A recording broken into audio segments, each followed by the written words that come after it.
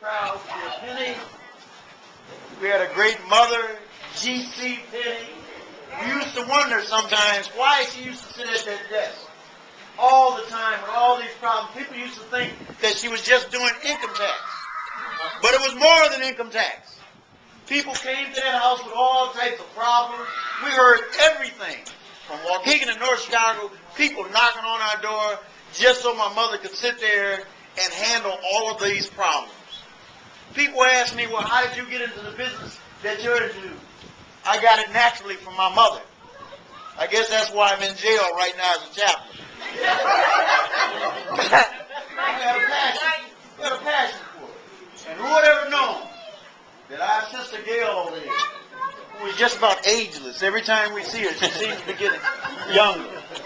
And who would ever know that our sister, Aaliyah, the oldest sister in the bunch, I still believe she works for the CIA.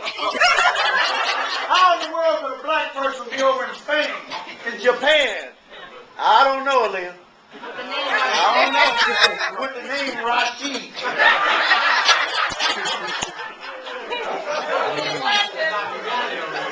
And this is a very spiritual family. Very spiritual family. If you don't believe me, you go over there and you talk to my cousin Don. But if you go over there, you better get ready.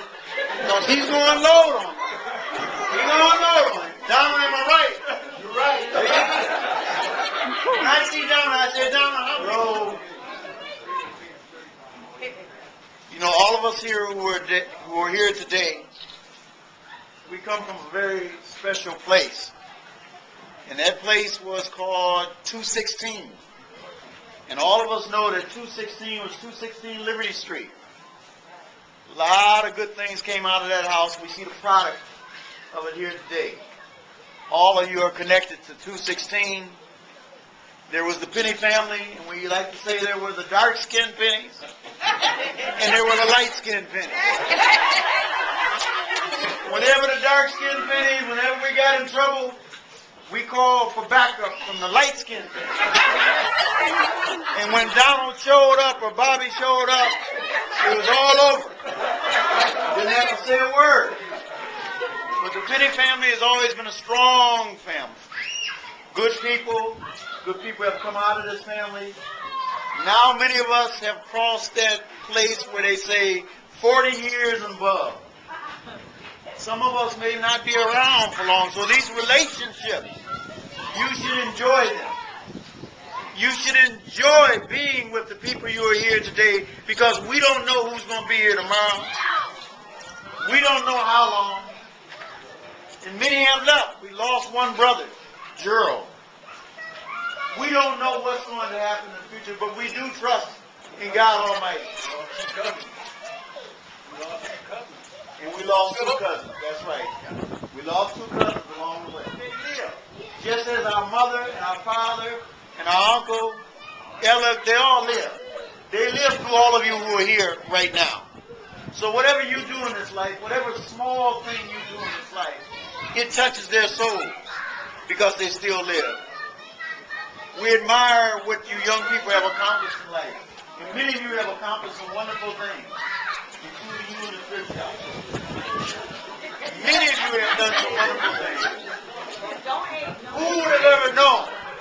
Who would have ever known that that young man sitting over there below would be one of Waukegan's finest police officers today? Who would have ever known? Sometimes when you see him, it's just amazing because the guy used to say 2 words every year. But here he is.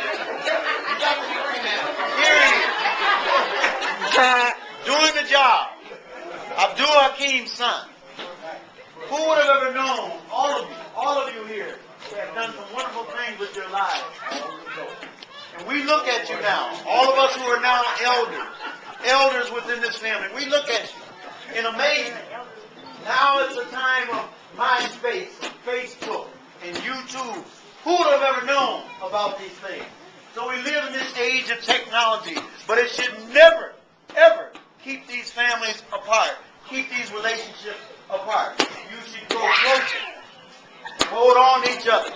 Very close. I won't go on and on with this because I can, as you know.